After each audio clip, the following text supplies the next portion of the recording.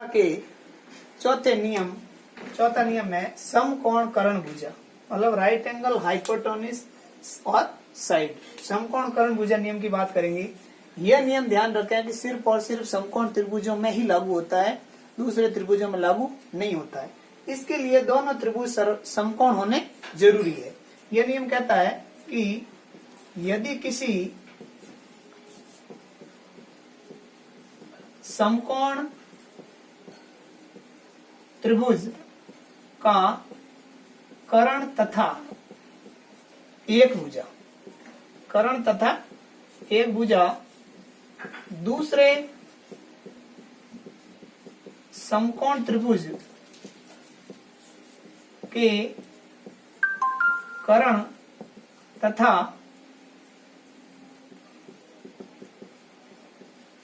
संगत भुजा के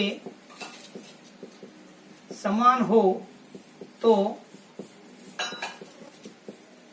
दोनों त्रिभुज सर्वांगसम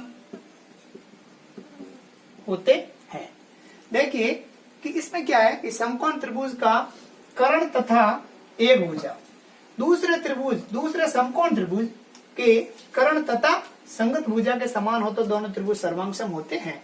देखिए मान लीजिए ये एक समकोण त्रिभुज है जिसका नाम है, मान लीजिए ए बी सी, जिसका कोण बी है वो 90 डिग्री है। दूसरा समकोण त्रिभुज है पी क्यू और आर, ये भी कोण क्या है 90 डिग्री। कर्ण 90 डिग्री के सामने वाली भुजा कौन सी होती है हमेशा समकोण त्रिभुज में? कर्ण। तो ये और ये, एक तो कर्ण होना समान है और एक संगत भुजा समान होनी। जैसे मान लो ए बी है तो इसके बराबर कौन सी है? P Q. तो क्या हो जाएगा? आर एच एस सर्वांग क्षमता नियम से त्रिभुज ए बी सी सर्वांगसम त्रिभुज पी क्यू आर। ठीक है। अगर मान लीजिए यदि ये तो ठीक है ए बी की संगत भुजा पी क्यू बराबर थी। अब यदि इसी त्रिभुज का अगर हम एक और रूप लें, जैसे कि मान लो यही त्रिभुज है पी क्यू आर जिसका क्यू कोण 90 है, लेकिन यदि मान लीजिए कि यदि ए बी के बराबर भुजा है क्यू आर बराबर, कर्ण तो बराबर है ही, ए बी के बराबर कौन सी भुजा है? Q R. इसमें एक ही भुजा की अलग बात हो रही है क्योंकि 90 डिग्री होना अनिवार्य है, कर्ण होना भी अनिवार्य है। कर्ण फिक्स है, लंब और आधार जब तक कि हमें थीटा नहीं दिए होते हैं तब तक फिक्स नहीं होते हैं। तो यदि ए बी के बराबर पी क्यू था तब तो हुआ था ए बी सी समरूप हुआ, सर्वांगसम हुआ त्रिभुज पी क्यू आर। लेकिन यदि मान लो ए बी की संगत भुजा क्यू आर है, क्या है? ए बी की संगत भुजा क्यू आर, तो इसी का नामकरण देखो जरा इस प्रकार होगा, A B C सर्वांगसम, A B और सी। इस भुजा से हम इस कोण की तरफ जा रहे हैं तो जरा देखें कि क्या होगा, आर क्यू पी, त्रिभुज आर क्यू पी। देखो इसको ऐसे इस तरह से समझो कि यह है 90 डिग्री। ठीक है। इन कर्ण और इस संगत भुजा के बीच का मान लो ये कोण है 1 नंबर। कौन सा कोण है? 1। तो देखो यहाँ पर ये कर्ण था, तो अब इधर देखो यदि ये कोण 1 नंबर है जो कि इस भुजा और इस कर्ण के बीच में है, तो यहाँ भी देखो इस भुजा और इस कर्ण के बीच के कोण कौन सा नंबर हुआ? 1 नंबर। 90 डिग्री तो फिक्स है, तो ये कोण कौन सा हुआ? 2 नंबर। ये भी कौन सा हुआ? 2। अब जरा देखें हमने जो नाम लिखा था वो क्या लिखा था कि A B C, A B C.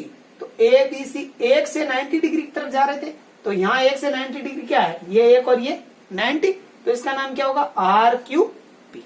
ठीक है। इस प्रकार से एक बात को विशेष ध्यान रखना है कि हमने अभी एक नियम पढ़ा था इससे पहले, एएएस। ठीक है ना। इस नियम का भी इसमें प्रयोग हो सकता है। कब होगा? ध्यान रखें कि समकोण आरएचएस नियम है ये सिर्फ और सिर्फ समकोण त्रिभुजों में ही लागू होता है, लेकिन जो अगर मान लो मैं एएएस नियम की बात करूं तो ये भी इसमें लागू हो सकता है। कैसे?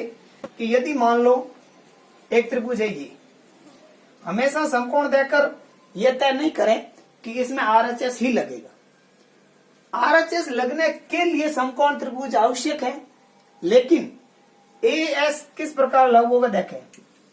जैसे मान लो ये 90 था, ठीक है, और मान लो इस कोण के बराबर ये कोण हो गया। अब ये दो कोण बराबर हो गए, कितने कोण बराबर हो? 2। और मान लीजिए एक संगत भुजा ये और ये बराबर होगी, ठीक है। तो इसमें भी अब इसमें कौन सा नियम लगेगा? AAS, क्योंकि इसमें 2 कोण और एक भुजा बराबर है। जबकि मतलब अब मैं इस तरह का आपको समझा रहा हूं कि RHS नियम तभी लागू होगा जब दोनों त्रिभुज समकोण हो, लेकिन AAS नियम है वो उसके लिए 2 कोण और एक संगत भुजा, या जो हमने उससे पहले पढ़ा मुख्य नियम ASA 2 कोण के बीच की भुजा, इसके लिए यह कंडीशन होनी जरूरी है। लेकिन RHS के लिए, RHS जो समकोण कर्ण भुजा नियम है, यह तभी लागू होगा जब दोनों त्रिभुज समकोण हो, ठीक है। इसके अंदर कर्ण का होना बराबर होना आवश्यक है, लेकिन इसके अंदर हमारे कर्ण की कोई बात जिक्र भी नहीं हो रही। कौन सी भी भुजा बराबर हो सकती है, 2 कोण बराबर होना आवश्यक